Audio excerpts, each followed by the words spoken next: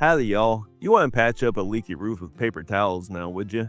Well, choosing the wrong windows can be just as bad. Let's wrangle up the truth about recycled vinyl, aluminum, and fiberglass windows, and why Texas-made windows and Moore's premium vinyl windows are the real deal. First up, recycled vinyl windows. Sure, recycled sounds mighty green, but here's the kicker. They're full of fillers and brittle materials that can crack, warp, and fade faster than ice cream on a hot Texas day.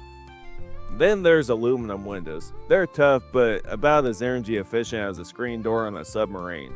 They let heat and cold in like they got no manners, raising your energy bills higher than a cat in a pecan tree. Now fiberglass windows. They're sturdy, but Lord have mercy, the price tag will make your wallet cry. Why pay top dollar when there's a better option? Our windows ain't just any old vinyl, they're premium unrecycled vinyl, built tough for Texas heat and crafted to last longer than a country song at sunset. Better insulation means lower energy bills and more comfort year-round, plus they look sharper than a new pair of boots.